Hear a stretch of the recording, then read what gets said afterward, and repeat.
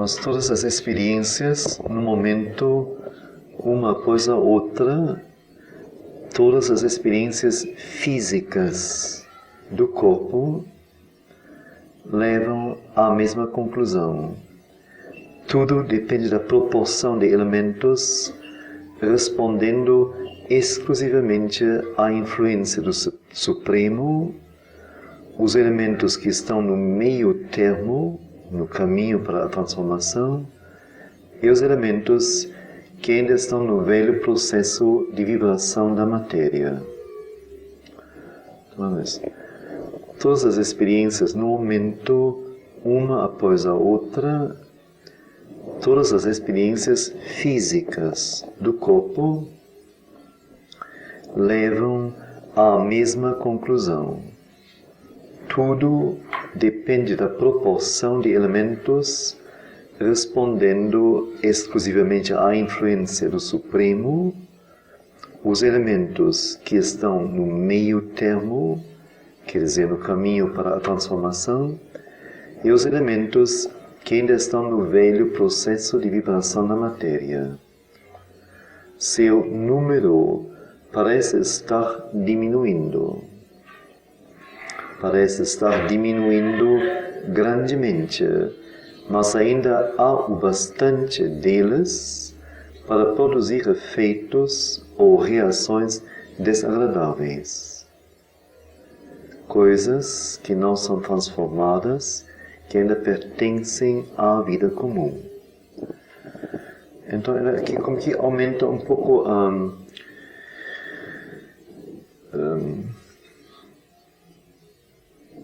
a estrutura da coisa, não? Antes ele falou só das vibrações construtivas, vindo do Supremo diretamente, e das vibrações destrutivas, que seriam da parte da matéria, da parte comum, da consciência comum.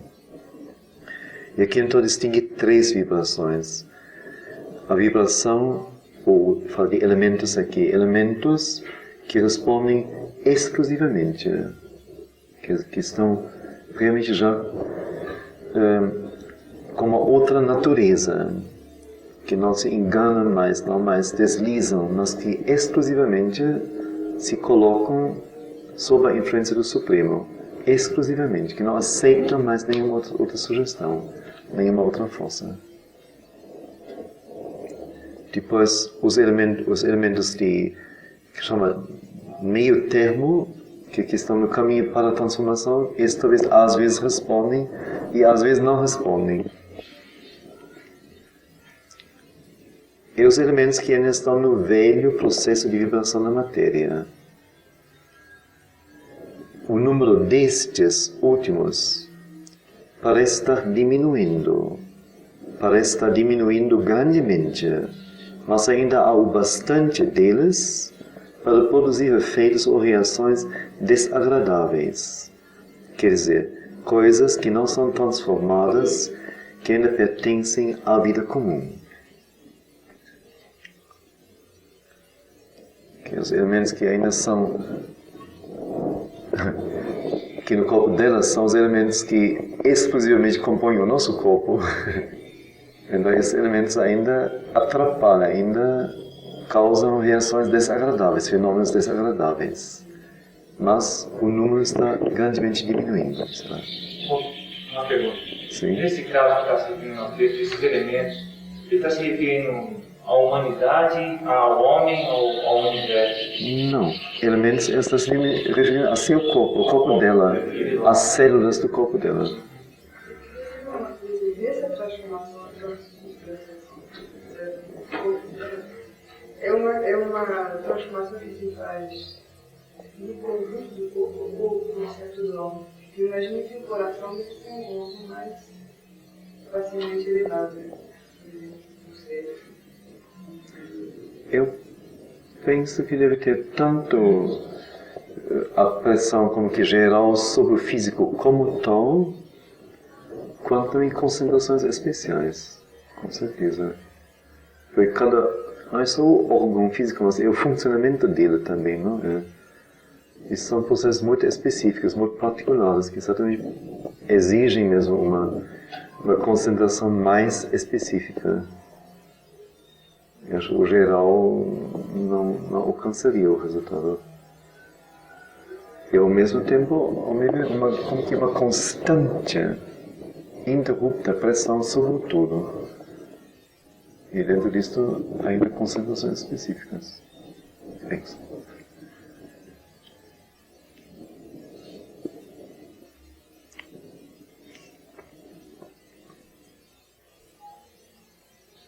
Vamos dizer, é o corpo dela, Reinaldo, mas ao mesmo tempo vamos dizer, é o corpo humano.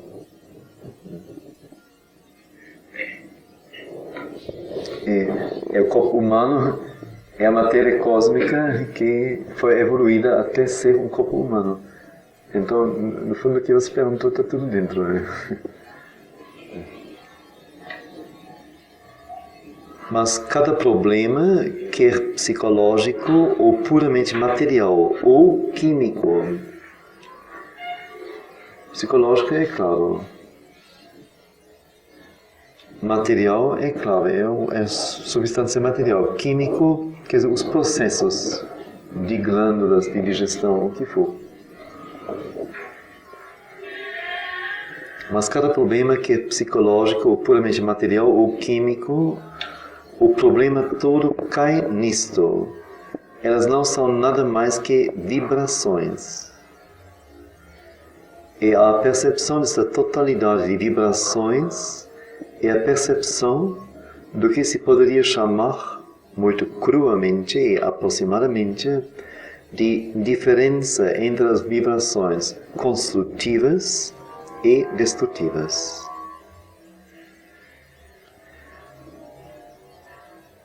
Poderíamos dizer que é simplesmente uma maneira de colocar isto.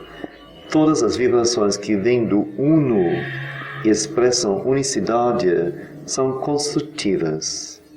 E todas as complicações da consciência ordinária separativa conduzem à destruição.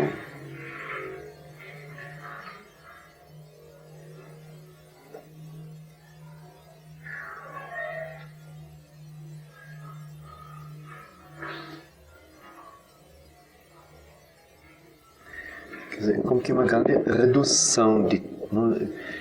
Para nós, se nós só olhamos o interior do nosso corpo, no Atlas de Anatomia, que coisa complicadíssima, que coisa complexíssima.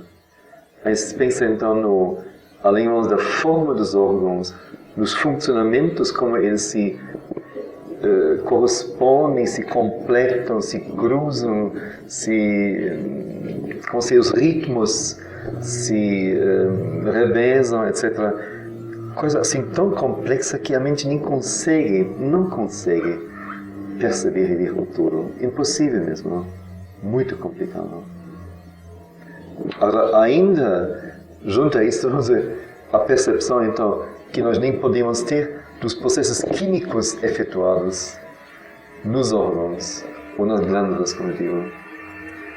E além disso, ainda também uma percepção que nós não temos, ou só parcialmente, os processos psicológicos que neste corpo, neste ser se processam.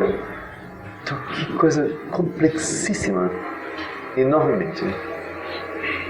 E então, tudo isso é reduzido só a vibrações. E só há dois tipos. Ou é construtivo, então expressa unicidade, vem do uno, ou é destrutivo. Então é a consciência egoística, a consciência egoística não no sentido de egocentrismo, mas a consciência comum, ordinária, que não vê o todo, mas sempre a parte, divide e assim destrói.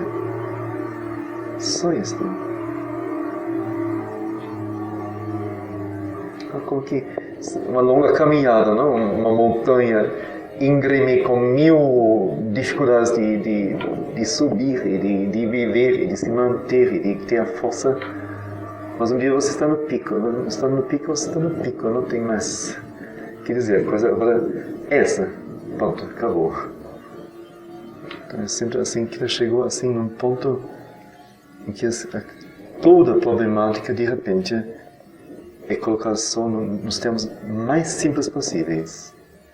Como se diz, os grandes sábios chegam outra vez a uma simplicidade, a simplicidade do absolutamente maduro, onde não tem mais problema.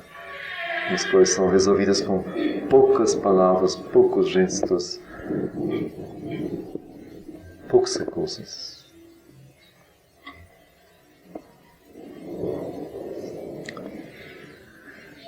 Sempre se diz ela depois, que é o desejo que cria dificuldades. E realmente é assim. O desejo pode simplesmente ser algo acrescido à vibração da vontade. Vontade com minúscula, vontade individual. Sempre se diz que é o desejo que cria dificuldades. E realmente é assim. O desejo pode simplesmente ser algo acrescido à vibração da vontade.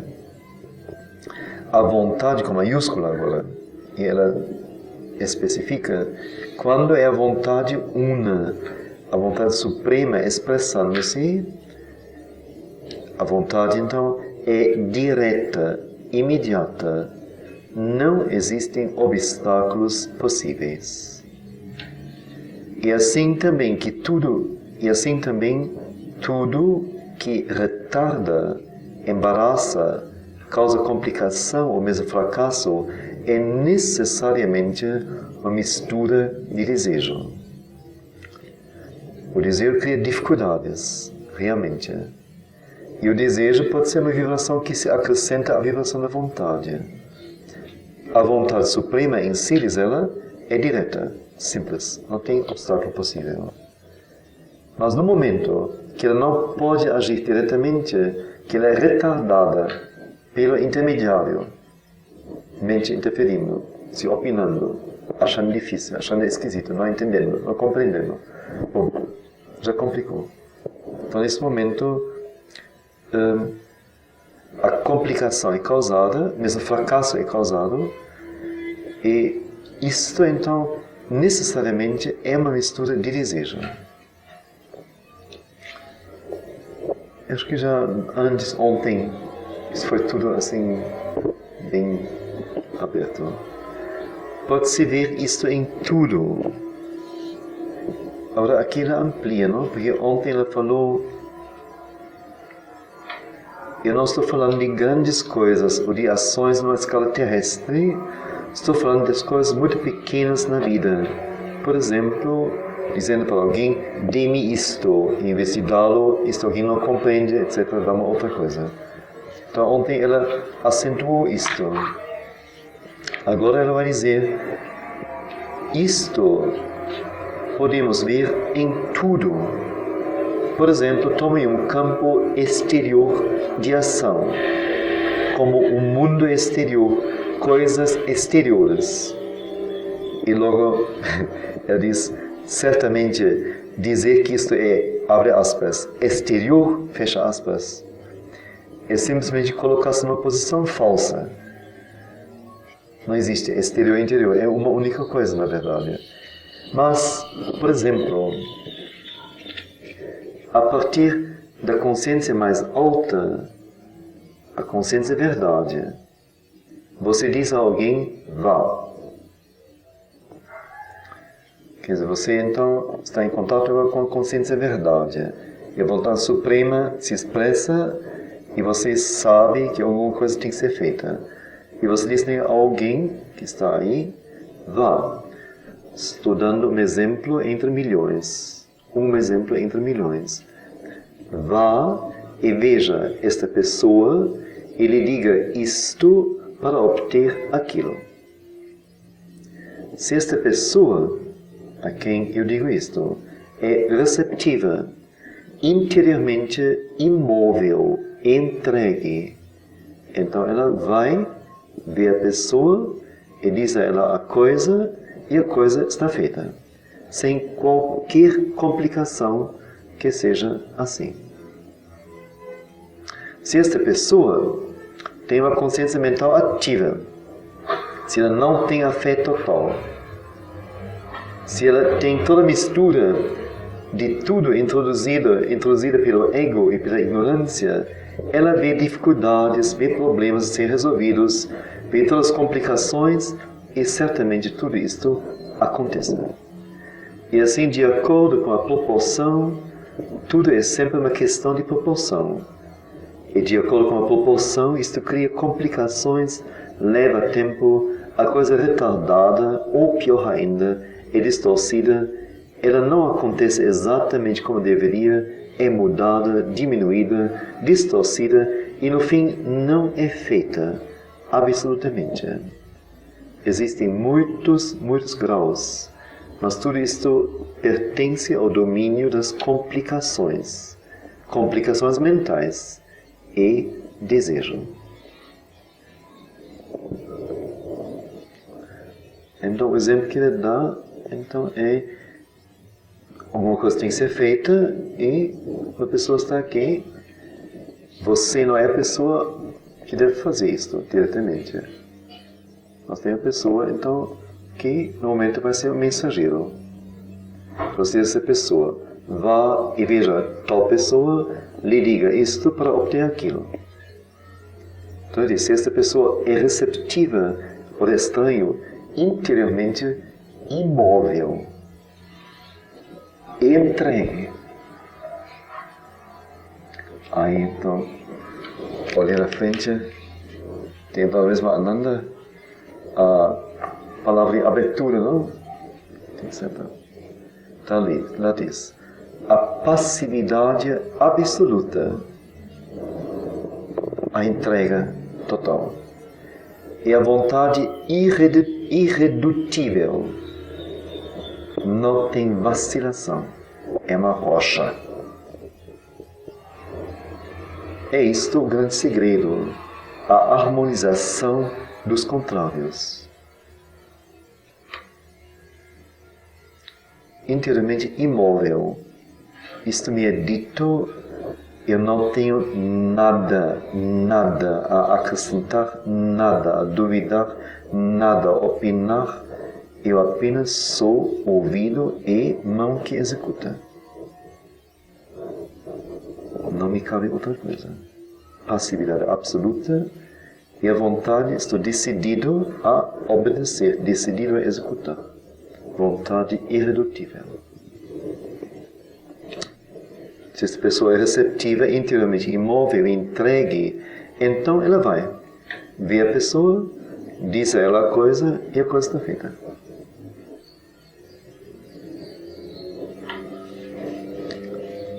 Agora tem que usar telescópios, descobrir neste mundo uma pessoa que é assim. Que não vai no mínimo na escada ou em algum canto ainda dizer, mas será que é mesmo o que eu acho, não sei bem. No mínimo vai dizer, como a outra pessoa vai receber isto e será que não é hora para isto? Não sei o que. Mas isso, Dom, não tem mensageiro também. Às vezes o mensageiro também ainda tem... Mas aqui é o mensageiro, aqui ela fala do mensageiro somente. Não. Você tem uma pessoa... tem três partes. A pessoa que recebe o comando, uma pessoa intermediária, que é o mensageiro. Então ela diz ao mensageiro, vá, procure tal pessoa, diga ela tal coisa, e para obter uma certa coisa. Então este mensageiro vai a outra pessoa e diz isto lá. Então ela fala só deste mensageiro, do intermediário apenas. Só. Então se esta pessoa, o intermediário, for imóvel interiormente e receptivo, então já enquanto ouve, já não vai começar a dizer, mas acho que não está no horário, ou não sei bem o que você quer, explique mais uma vez. Mas se é receptiva, quer dizer, não pergunta, não duvida, simplesmente recebe, e assim como recebeu, leva e entrega a coisa. Sem comentário. Como é que o mensageiro sabe identificar? Identifica? Como identifica? Ele deve receber essa mensagem. Deve receber a mensagem? O mensageiro. Sim. Primeiro ele tem que receber a mensagem. Sim. Como é que ele identifica? Como é? Ele recebe. Você é meu mensageiro. Eu digo a você, Denise, vá, procure tal pessoa, Josefina, diga a Josefina que ela deveria aparecer aqui às 3 horas e limpar o meu banheiro. Aí você identificou a mensagem ou qual a dificuldade? Hein? Mas o que você quer? Você acha que ela vai dizer procure o Papa e diga a ele, Deus manda dizer a ele, através do profeta Rolfe, que não está na hora para isso não, mas que ele tem que fazer uma outra coisa para abençoar a humanidade, etc. Não? Ih, menina, que coisa. O que você quer?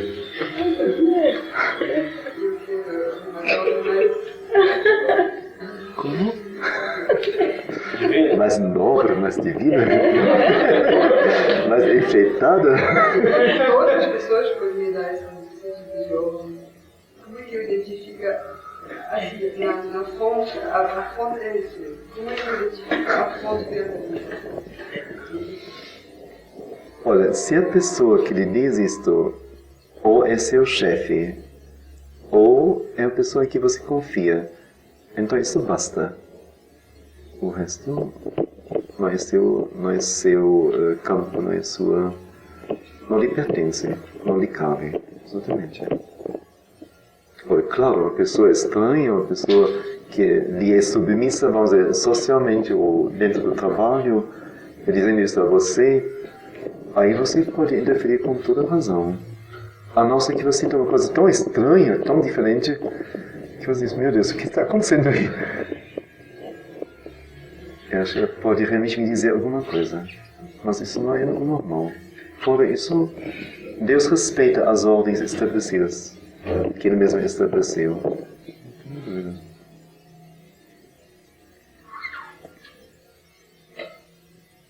Vamos dizer, você em relação, por exemplo, a seus súditos, não se diz?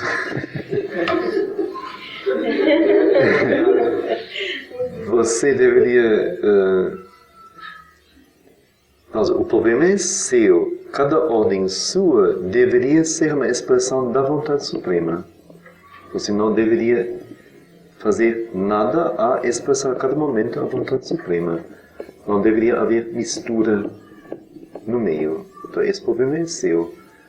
O súdito, então, deveria simplesmente, isso seria o certo, receber sua ordem, executá-la tão direta, tão fielmente, tão simplesmente quanto possível, sem nenhuma interferência. Isto não lhe é permitido. Ora, o problema se que você diz é vontade suprema, vontade sua só, ou vontade de uma outra pessoa que você está aqui representando, aí é uma outra questão, aí esse problema é seu. Então, cada um que pede ou dá uma coisa, o problema é dele, não é de quem executa.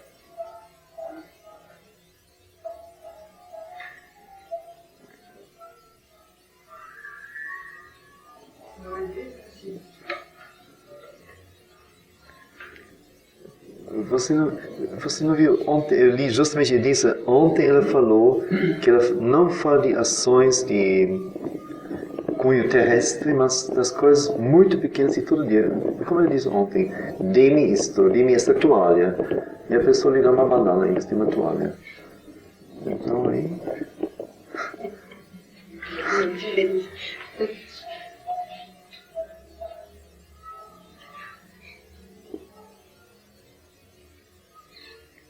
Então ela fala realmente das coisas que a gente a cada momento a gente fala tanto, não? E quer tanto e ordena, vamos dizer, pede, ordena tanto.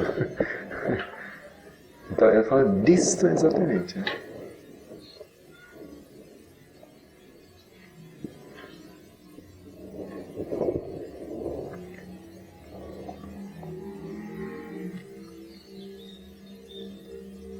Então, eu estava dizendo, quer dizer, isso é interessante. Não? Se esta pessoa é receptiva, quer dizer, ela só ouve, só recebe, mas também recebe de maneira atenta, naturalmente. Né?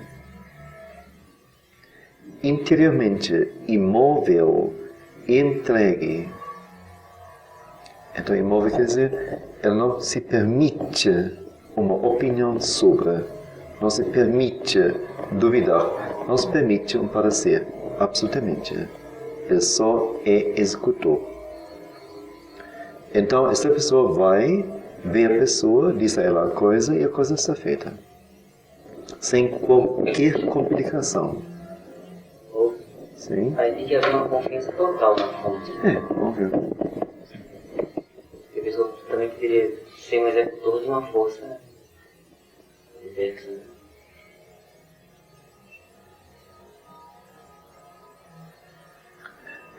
Não lhe cabe isso, entende? Isso não cabe a ela. Se ela está, como digo, se ela está na posição de ser mensageiro, enquanto ela é mensageira, tem que obedecer, ela tem só que executar.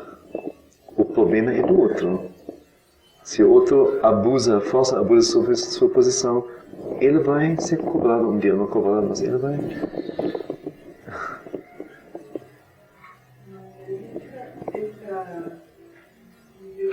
Entra a revolta de Ulisses. Revolta de quem? Não era Ulisses, a revolta de Ulisses. Ulisses? Ele não estava querendo cuidar da guarda. Eu não quero ser mais mensageiro, mas quer ser o chefe? Não, ele não quis fazer qualquer coisa. Bom, mas ele é um Ulisses. Normalmente os mensageiros não têm uma natureza de Ulisses, não. Olha, se você me pede uma coisa, você, Denise, pede Rolf. Pede a Rolf uma coisa. E eu sinto, eu posso, devo fazer isso que você pede. E deve ser seu mensageiro. Não sei, você me diz, por favor, diga a Rosa fazer, não sei, me dar ou fazer aquela coisa. Então, eu tentarei ser sem eu pensar, bom, que é isso aqui?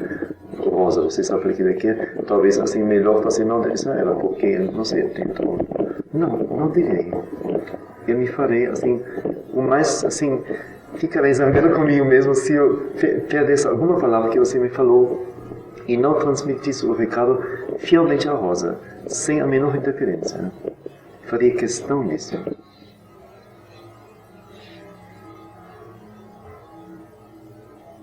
E, no momento, Deus quer que eu seja seu mensageiro. Então, eu serei seu mensageiro.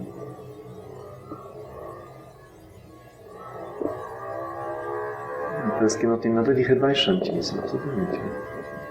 Não, pelo que eu vi a iniciativa, eu pensei que fosse assim, pessoas que têm uma missão de ser mensageiro de ninguém. Não, muitos não, infelizmente, mas tem até diretores de firmas que começaram como mensageiro. Nos Estados Unidos é bem comum que os que estão bem em cima hoje têm grande sucesso e ganham muito dinheiro, começaram como, não sei, vendendo jornais ou coisas desse tipo, não? Essas histórias são famosas, não são incomuns. Não é isso que eu digo. Olha que complicação. Não sei, uma compliqueira, não sabia ainda.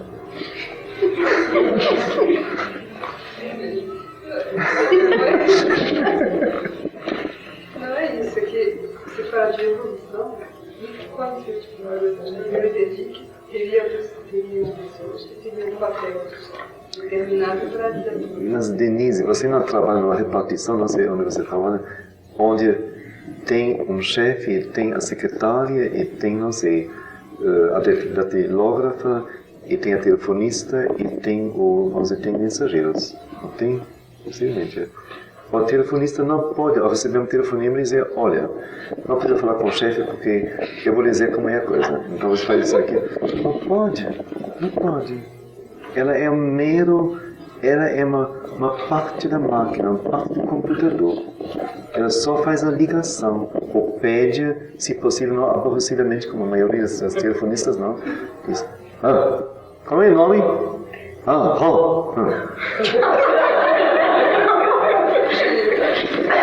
É assim, não, é normal, não? É normal. Mas que então, evidentemente pergunta e diz, aguarde um momento, ou ele agora não pode atender, por favor, telefonar aqui a meia hora, ou deixe seu telefone, ele liga para a senhora. Acabou. Nem deveria pensar mesmo o que esta pessoa quer do chefe, o que ele vai responder. Não cabe ela. Não cabe. Se ela acha isso ocioso e acha que não pode ser isso, então ela tem que deixar de ser telefonista, simplesmente. A secretária também não é o chefe.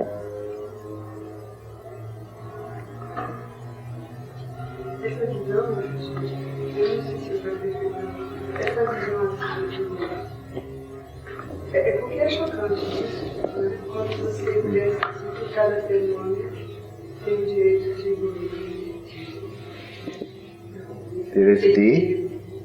um direito de ser inteiro, sim, sim. E, bom, eu comecei a ler o Chico, por exemplo, e aí que fala do povo, tem um exército, tem um povo, tem os governantes. E eu realmente, assim, o governante, assim, o povo tem que obedecer, tem uma coisa que deve estar obedecendo. No início isso é chocante, né? Porque nos países de democracia, a situação. Agora, realmente, se o governante for da qualidade que deveria ser um governante, ele realmente, essa máquina não seria mais uma máquina. Exato, sim. Isso que um dia deveria ser alcançado, não? Que cada um tenha o lugar que, segundo sua natureza, suas qualidades, suas aspirações, sua utilidade ao grupo, ele deveria ocupar. Exatamente isso. E nesse sentido não tem mais nenhuma questão de cima e baixo, mas apenas de distribuição. Exato. Porque como estamos longe disso realmente, então não há outro jeito no momento.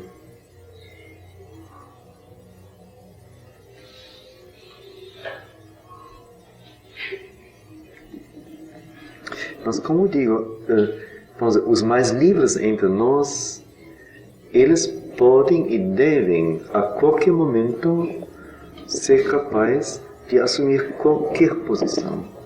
Então, de ser um mensageiro, ou ser o telefonista, ou ser um comprador de coisas no mercado, ou ser, não sei, qualquer coisa, o que for preciso. Isso seria mais verdadeiro, nem mais preso a nem coisa nenhuma, função nenhuma, posição nenhuma. Embora certamente cada um de nós tem uma natureza determinada e deveria, dentro do plano geral, executar uma coisa especialmente. Certamente a cada um de nós, no fim, cabe um lugar determinado que é ser o principal. Mas não no sentido de uma inflexibilidade, uma dureza. Senão seria, não sei, um desperdício de talentos, desperdício de capacidades, desperdício de força, não? De forças. Se nós não aproveitássemos cada um dentro do seu melhor, para o melhor do... Deve ser assim, óbvio.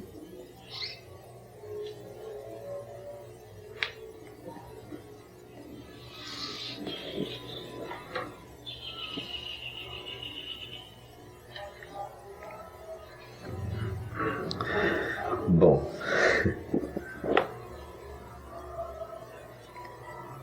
então se essa pessoa é receptiva, já vimos, então a coisa é feita, sem qualquer complicação. Se essa pessoa tem uma consciência mental ativa, aconteça. Se ela não tem a fé total, aconteça. Não tem a confiança em quem fala. Se ela tem toda a mistura de tudo introduzida pelo ego e pela ignorância, então ela vê dificuldades, vê problemas a serem resolvidos, vê todas as complicações. E certamente tudo isso acontece. No momento que eu já começo a pensar em problemas, em complicações, a coisa vai se complicando. Já se complicou. Já se complicou. E certamente, de acordo com a proporção, tudo é sempre uma questão de proporção, de acordo com a proporção, isso cria complicações, leva tempo, a coisa é retardada, ou pior ainda, é distorcida. Ela não acontece exatamente como deveria. É mudada, diminuída, distorcida, ou no fim não é feita absolutamente. Existem muitos graus, mas tudo isso pertence ao domínio das complicações mentais e desejo. Ao passo que o outro caminho é imediato, quer dizer, onde não tem parecer, não tem dúvida, executa. Chupos. Aí é imediato. Há incontáveis exemplos destes casos, de todos os casos, também do caso imediato. Então as pessoas lhe dizem: você realizou um milagre. Nenhum milagre foi realizado. É assim que sempre deveria ter sido. Foi porque o intermediário não se acrescentou à ação. É uma coisa assim, bem de experiência mesmo. No momento que uma outra pessoa entra no meio, você faz algo através de alguém, sempre complica. Sempre. Ou como eu disse, retarda, ou sai uma outra coisa, ou a coisa não é feita. É o normal. Ora, é interessante. Eu tinha, assim, determinado já em Salvador quais são os textos que eu leria de manhã, porque eu fiz os textos de acordo com as músicas, escolhi. E ontem de manhã caiu uma história chinesa. Eu achei ela inapropriada, não certa para ontem. Então não li a história chinesa, mas li ontem Trial de Destruição e foi bom. Mas ao mesmo tempo foi pedido eu ler ontem esse artigo em esse Savitri. Então li o artigo. E aqui, exatamente neste ponto, encaixa-se a história chinesa, mas perfeitamente. Então vou ler agora. Eu pensei, como lhe dei a ideia de ler essa história? Não tem nada a ver nem com Sheila nem com a mãe, uma coisa totalmente diferente. Mas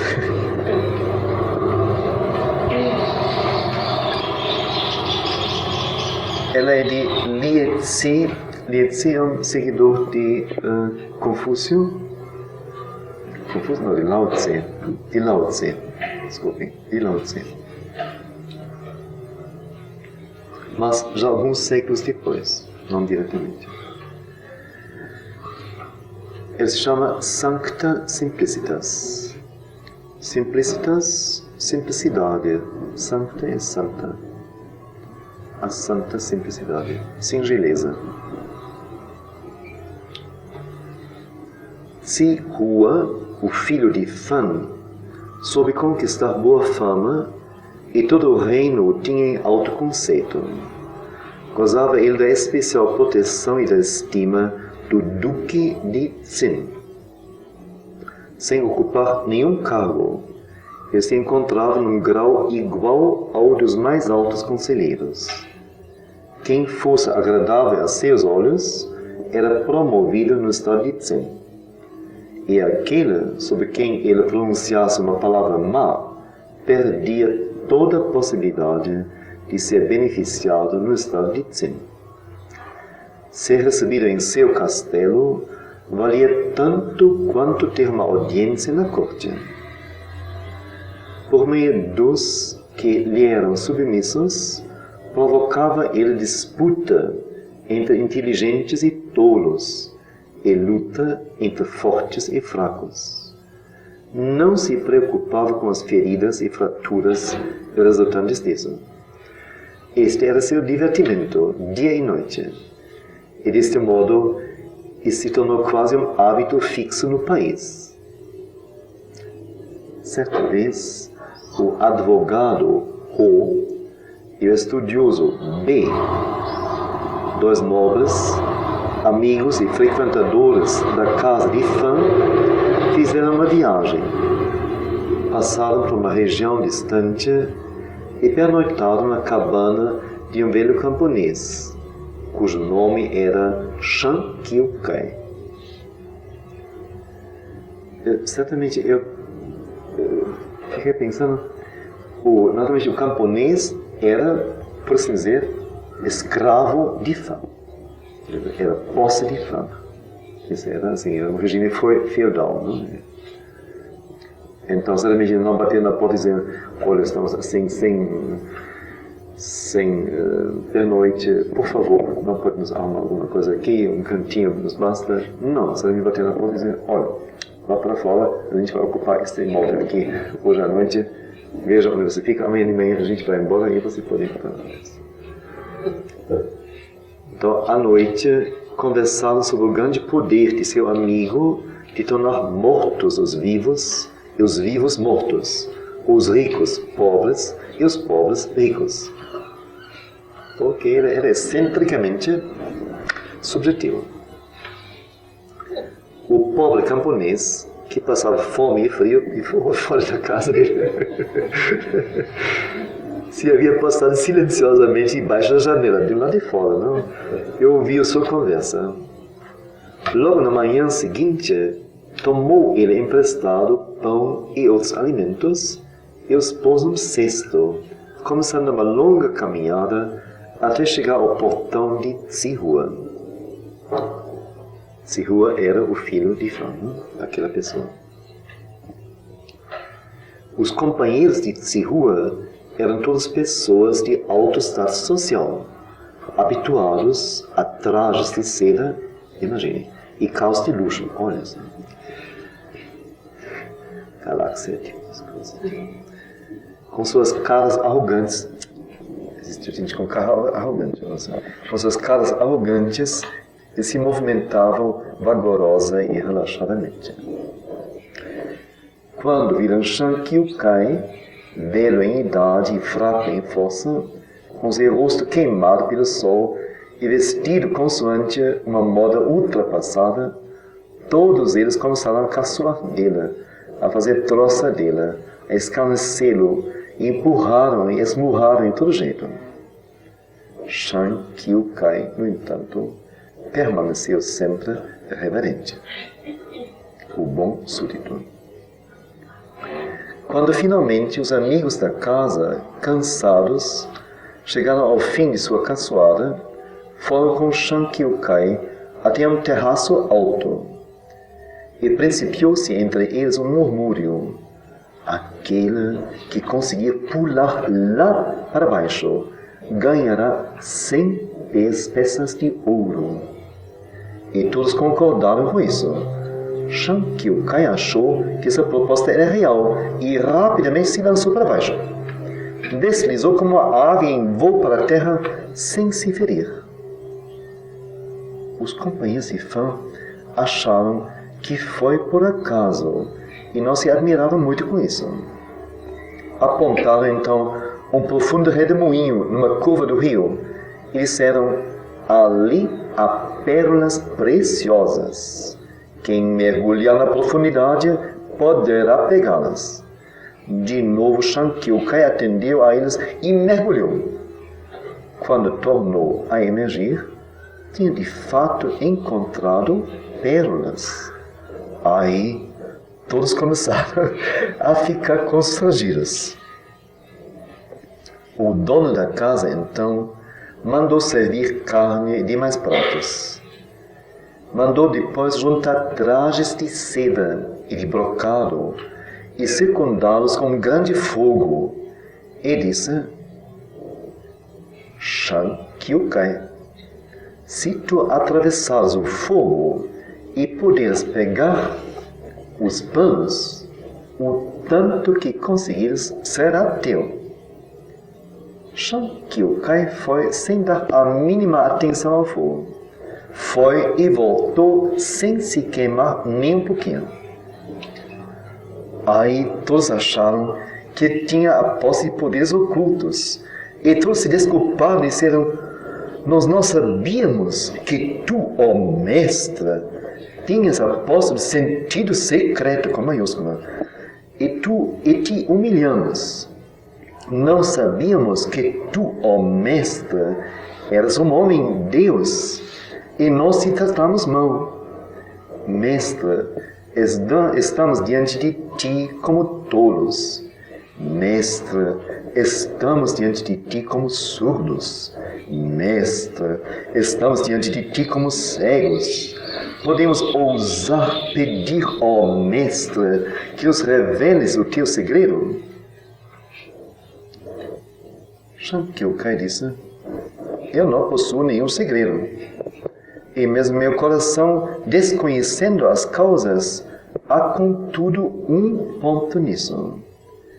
Este tentarei esclarecer para os senhores. Quando recentemente 2 senhores pernoitaram na minha cabana, eu os ouvi louvarem o poder do Senhor Fan de tornar os vivos mortos e os mortos vivos, os ricos pobres e os pobres ricos. Acreditei nisto inteiramente, de coração ingênuo. Por isso não temi o longo caminho e vim para cá. Uma vez aqui, tomei como reais na íntegra as palavras dos senhores. Só tive medo de que eu não pudesse recebê-las,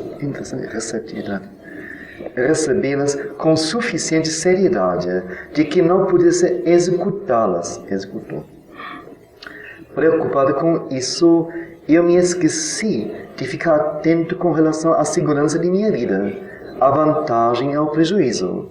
Meu coração foi singelo, por isso as coisas externas pouco podiam se voltar contra mim. Esta é a coisa toda. Somente agora vejo que os senhores brincaram comigo. Tenho agora dúvida e medo dentro de mim, e aquilo que vejo e ouço se me impõe. Se penso que há pouco, felizmente, escapei de queimar-me e de afogar-me na água, o calor do medo começa a arder em mim, ainda agora, e eu tremo de excitação. Como poderei outra vez me lançar na água ou no fogo? Desde então, quando os companheiros do Sr. Fan encontravam na rua um mendigo, um curandeiro de cavalos, não mais ousavam rebaixá-lo, mas sempre desciam do carro e o saudavam respeitosamente. Saivo ouviu a história e a contou a Confúcio. Este disse, Confúcio: tu não sabes que um homem que tem fé pode dominar todas as coisas, movimentar céu e terra, tocar espíritos e deuses, e até atravessar as extremidades do mundo, sem que coisa alguma resista. Posto isso, é um nada arremessar-se de alturas em abismos ou atravessar fogo e água. Shankyokai acreditava em mentirosos, e as coisas não lhe podiam resistir. Como deverá ser, então, quando as duas partes estiverem na verdade? Meus filhos, não se esqueçam disto.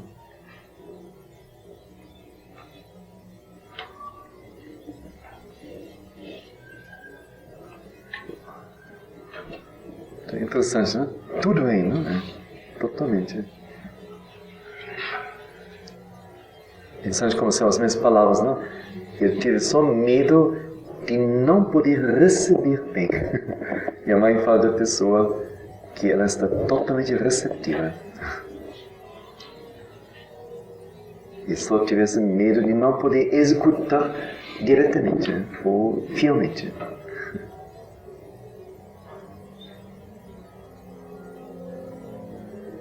E lindo depois, como eu disse, agora eu vejo que os senhores foram mentirosos. Brincaram comigo. Não, mentirosos não disse. Não podia. Elas brincaram comigo.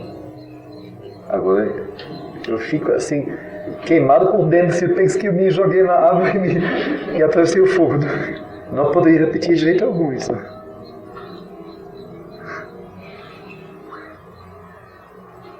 isso é bem verdadeiro, cara.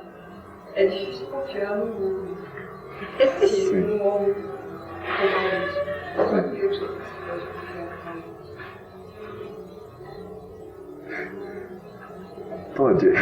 Você confia? Parece que não, senão você não teria todas as dúvidas dessas coisas. Parece que não.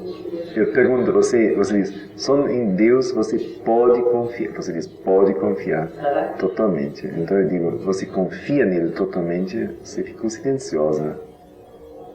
Então eu disse, não, certamente não. Senão você não teria tantas dúvidas e tantas complicações. Não, eu não confio mais nos homens totalmente agora.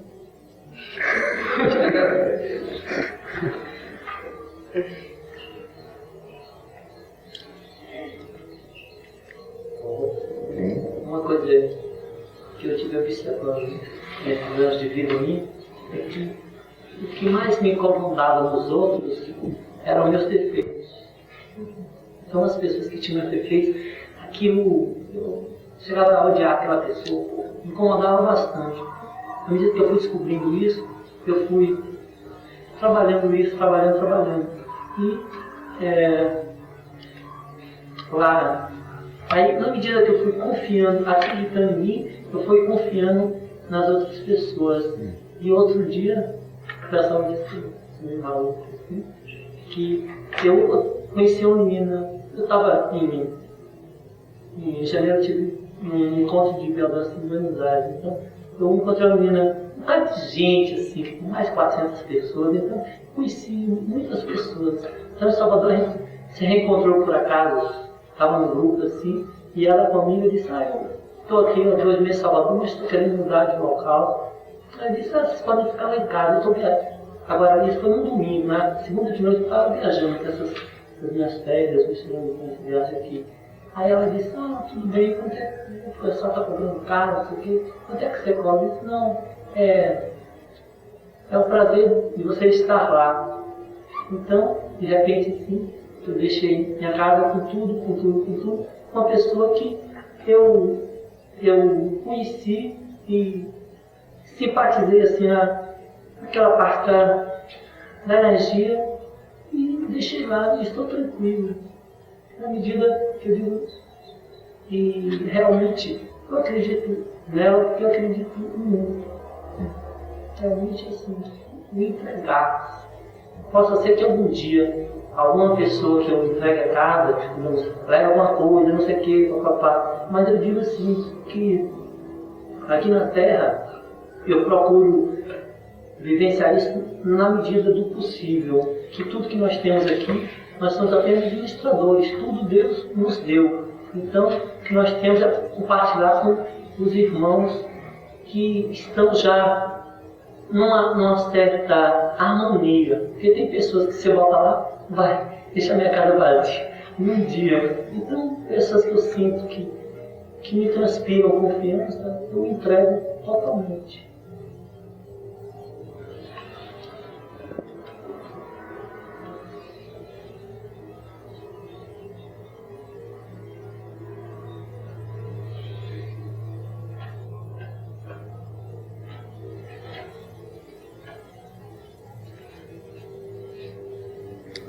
Bom, acho que não tem nada a acrescentar, não? A história está clara. Maravilhoso como se vê como tudo consoa, não? Finalmente. Tudo fala na mesma linguagem. Tudo. São apenas formas diferentes. Então, vamos completar o texto da mãe ainda.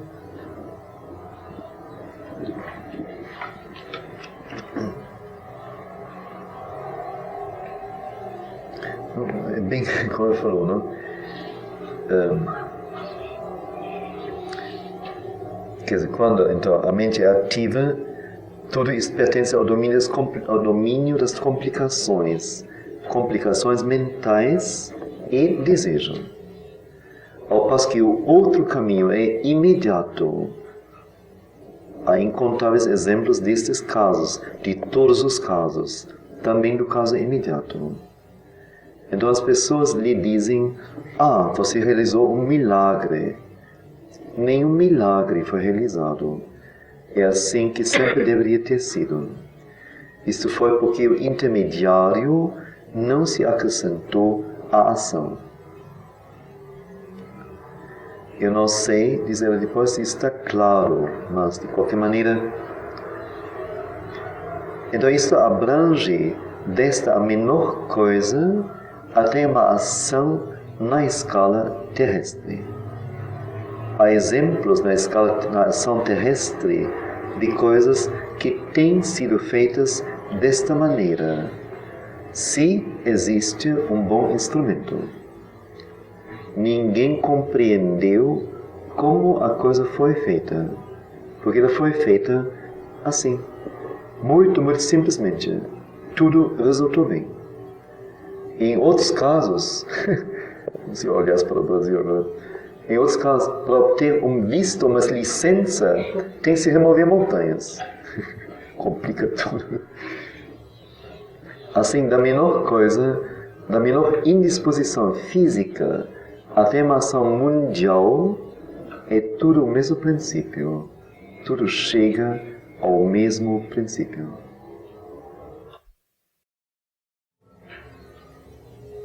Alguma parte que alguém queira ouvir mais uma vez? Ou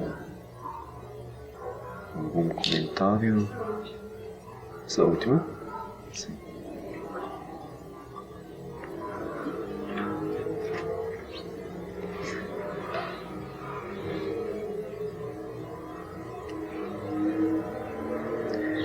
Então isso abrange desde a menor coisa até uma ação em escala terrestre.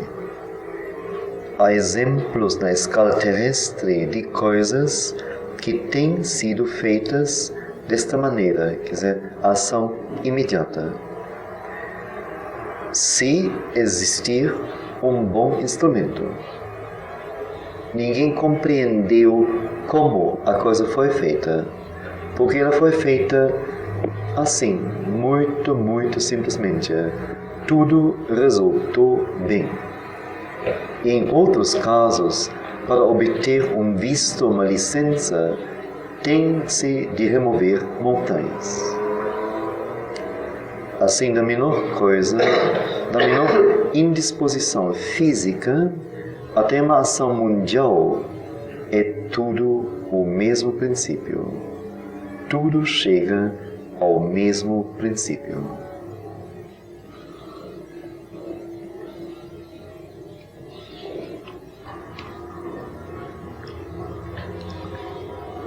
Bom, então, mais um trecho de Savitri.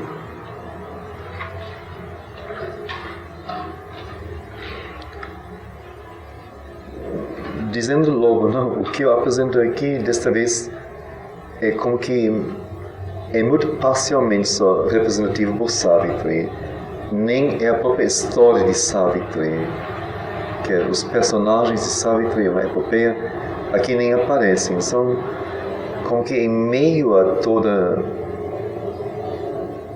o processo que se desenvolve, que atravessa esta epopeia, são como que apenas ponderações, como que a partir dos casos particulares, das situações particulares que os heróis da história atravessam, como que daí universalizando,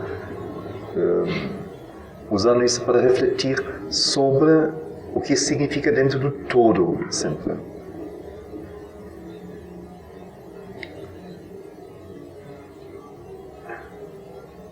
Então, desde que, sobre este cego e rodopiante globo, o plasma terra primeiro estremeceu com a mente iluminadora e a vida invadiu o invólucro material, afligindo a inconsciência com a necessidade de sentir,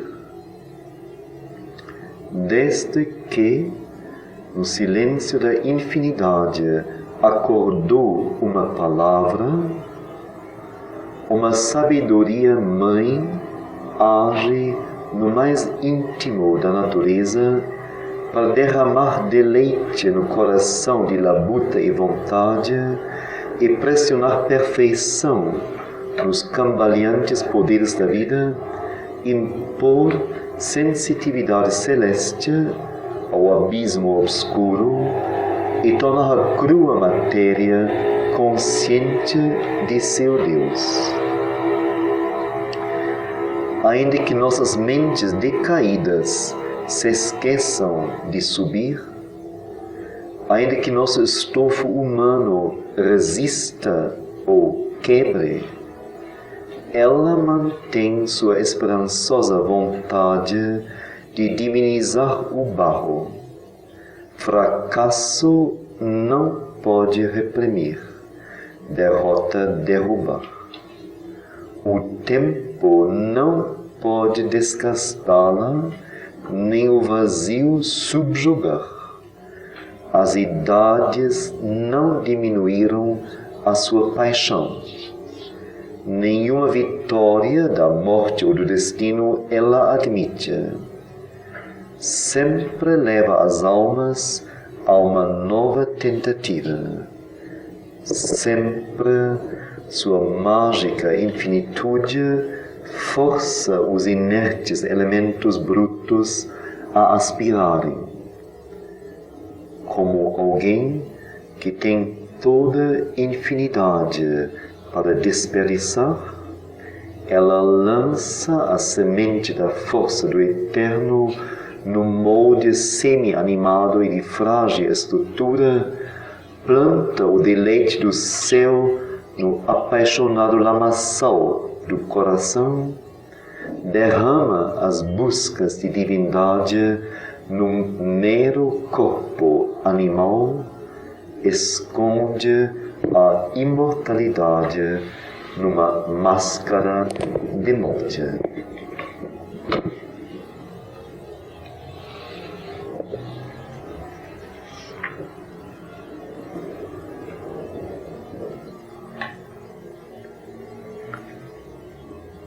No escuro seio deste globo, ainda que pareça que nós nos encontremos como seres desconhecidos, nossas vidas não são alienadas e não se unem como estrangeiras, movidas uma para a outra através de uma força sem causa. A alma pode reconhecer sua alma de resposta através do tempo que divide,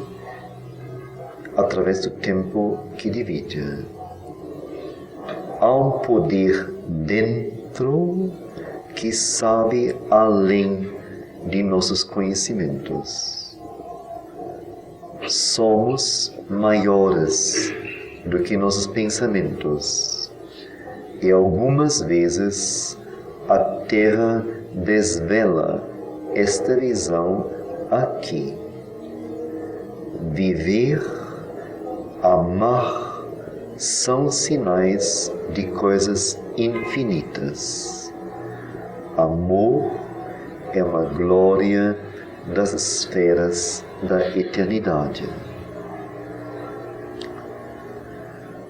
O mistério acorda em nosso estofo inconsciente, uma beatitude nasce que pode refazer a nossa vida.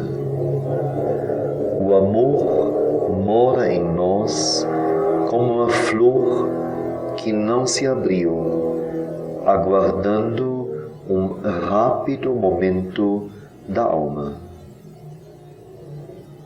Coração sente coração membro grita pelo membro que responde. Tudo aspira para criar a unidade que tudo é.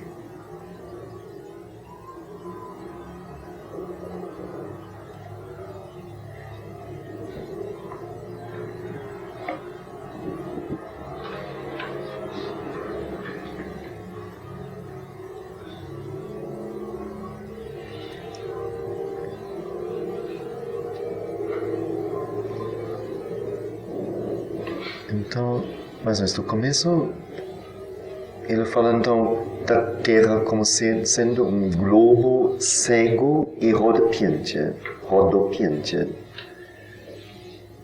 Quer dizer, a Terra é como tal em si, e especialmente antes da vida acordar sobre ela, então, exclusivamente.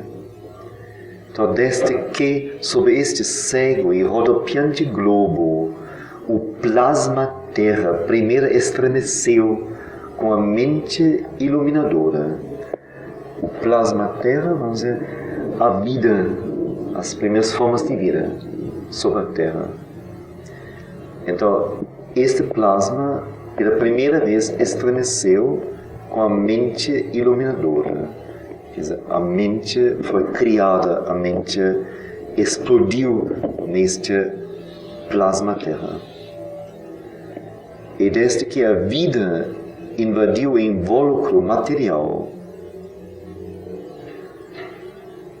então ele coloca como que duas situações. De um lado, vamos dizer, a possibilidade da vida sobre a Terra, vamos dizer, mas do vivo, do palpitar vivo sobre a Terra, e este palpitar como que inconsciente, sem direção, sem conhecimento, sem visão de nada.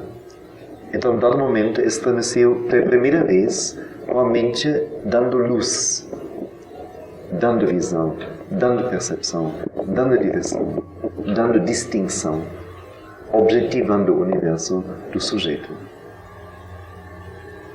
E do outro lado havia o problema, a matéria dura, bruta, sólida, densa, como que impossível que ela crie, seja criativa. E a vida penetrando nesta matéria dura, e a transformando, e afligindo, como se fosse uma pessoa, afligindo a inconsciência com a necessidade de sentir. Então, desde que isto aconteceu, e desde que, no silêncio da infinidade, acordou uma palavra.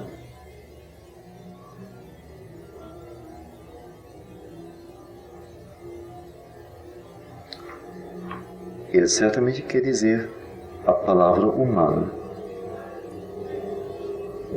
Como se a linguagem dos outros seres não pudesse alcançar o silêncio da infinitude, da infinidade. Mas a palavra humana, unicamente sinal de uma consciência acordada. E consciência é como hoje vimos de manhã, com tudo se interliga, maravilhoso. A mãe diz, quem é você? Você tem que conscientizar a sua consciência. Que você tem que ver, consciência não é corpo, consciência não é emoção, consciência não é mente. Consciência é a consciência suprema refletindo-se aqui no indivíduo. Quer dizer, é a consciência suprema na dose individual que é que isto é você. Isto é você, não é sua consciência, isto é você. Corpo, emoção, mente são instrumentos desta consciência de eu.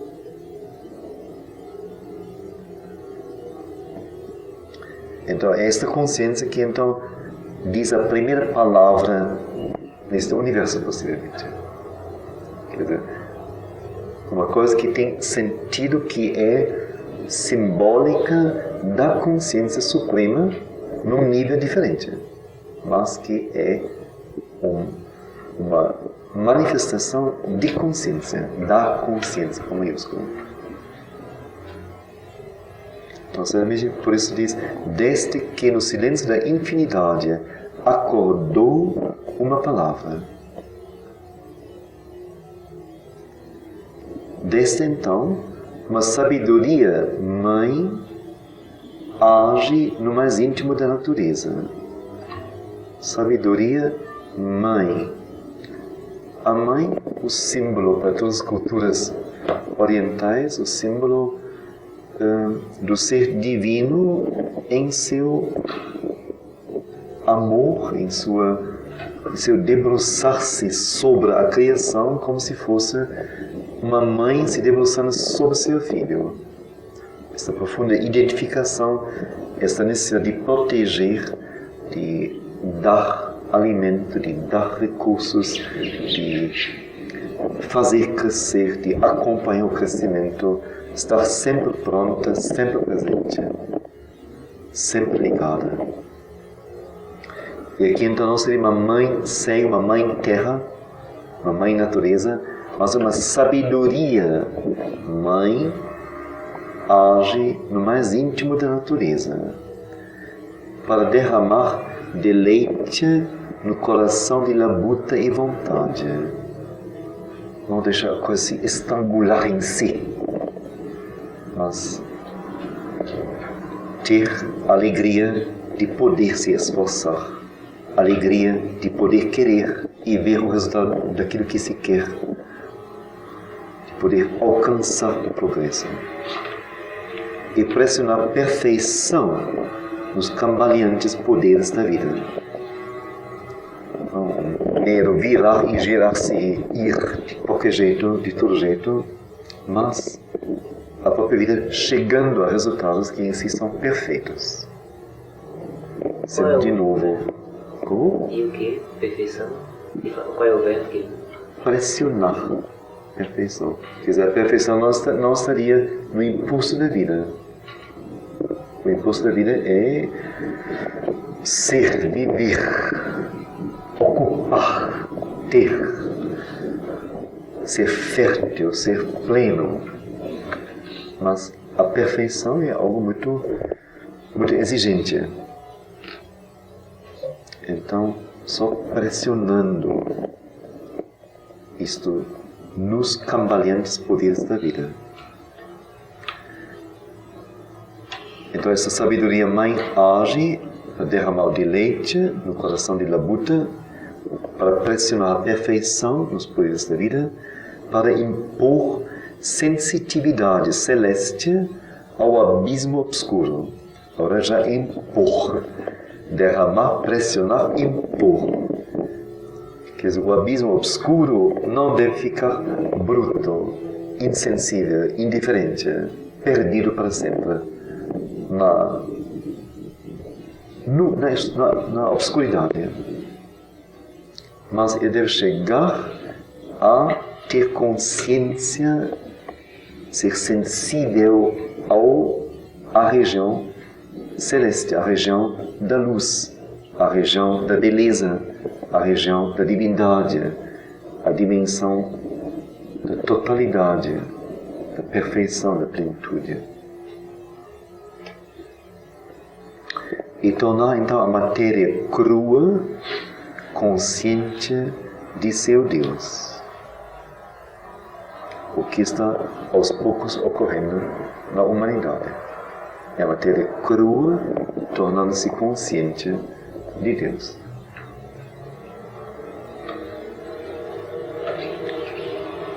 Ainda que nossas mentes decaídas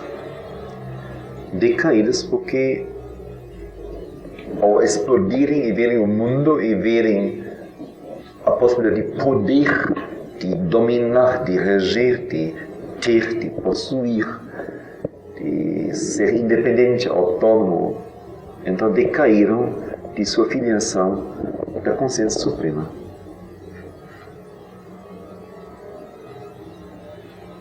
não mais vivem abertas à consciência suprema e sendo os instrumentos que há executores que agem instantaneamente, mas dão seu comentário em tudo e querendo em primeiro plano realizar a si mesmas, os egos. Então, ainda que nas mentes decaídas se esqueçam de subir,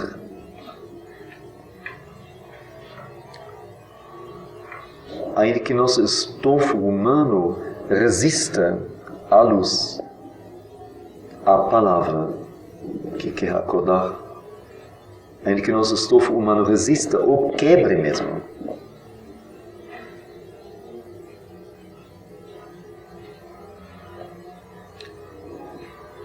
então, quantos exemplos de pessoas, de homens ou mulheres, que tentaram viver a partir da luz ou a partir de Deus e ou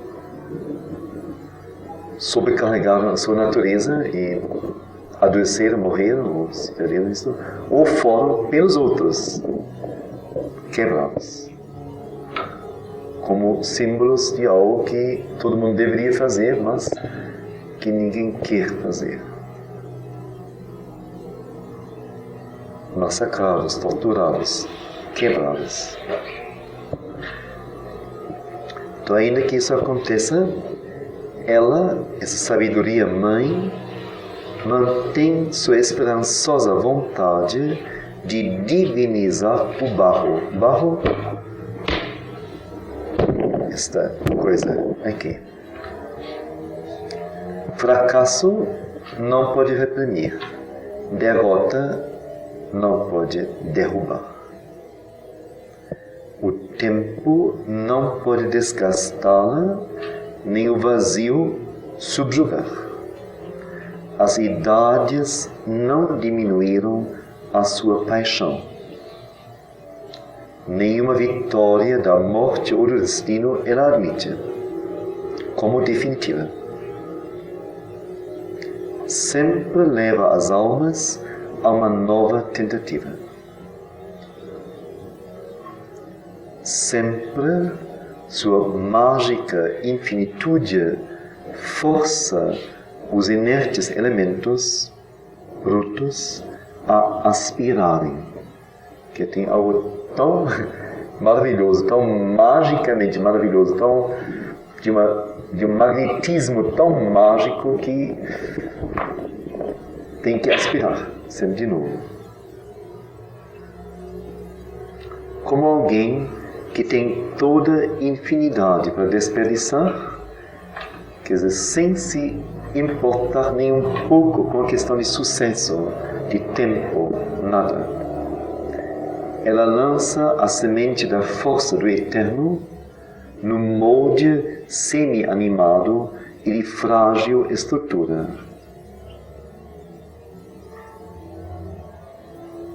Molde semi-animado e frágil estrutura deve ser o corpo. Não, o corpo ele fala depois. Deve ser a terra, então, não mesmo.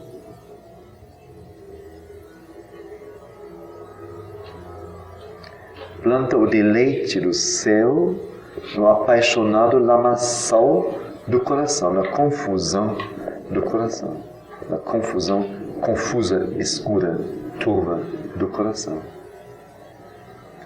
Derrama as buscas de divindade no mero corpo animal.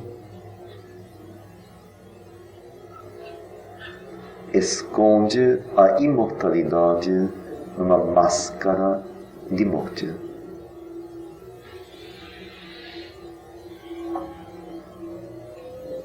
Quer dizer, enquanto esse poder age, não tem jeito para nós. Sempre de novo, temos que acordar e dar um passo em direção ao maior.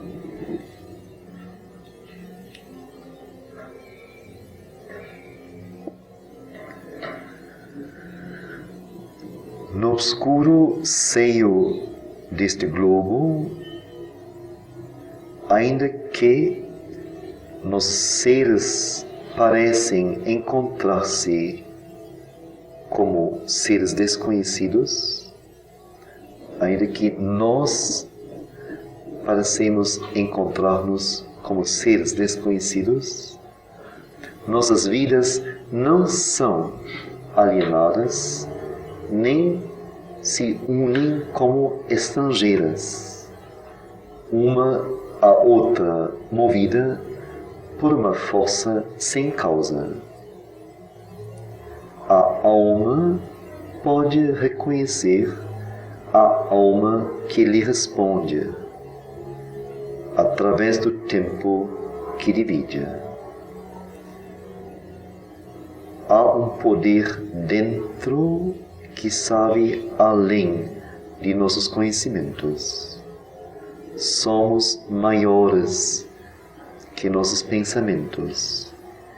E algumas vezes a Terra desvela esta visão aqui. Viver, amar, são sinais de coisas infinitas. Amor é uma glória das esferas da eternidade. O mistério acorda em nosso estofo inconsciente, uma beatitude nasce que pode refazer a nossa vida. O amor mora em nós como uma flor que não se abriu, aguardando um rápido momento da alma. Coração sente coração, membro grita pelo membro que responde. Tudo se esforça para ser a unidade que tudo é.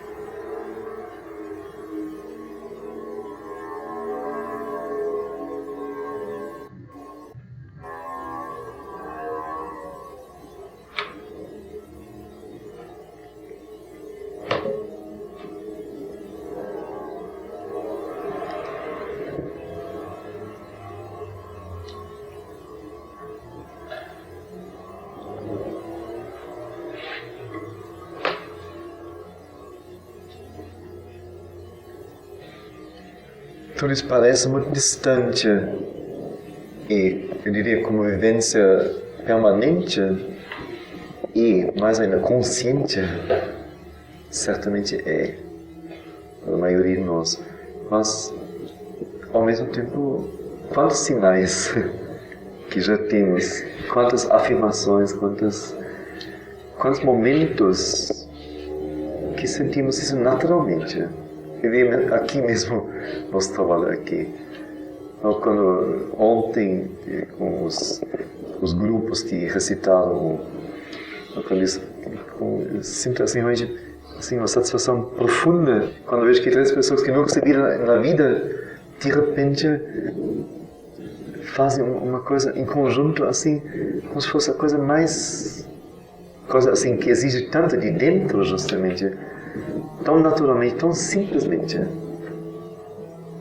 sem nenhuma complicação.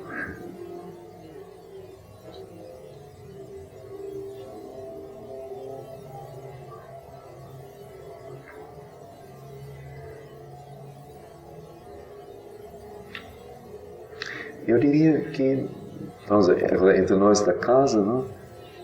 É talvez isto que nos une tão fortemente,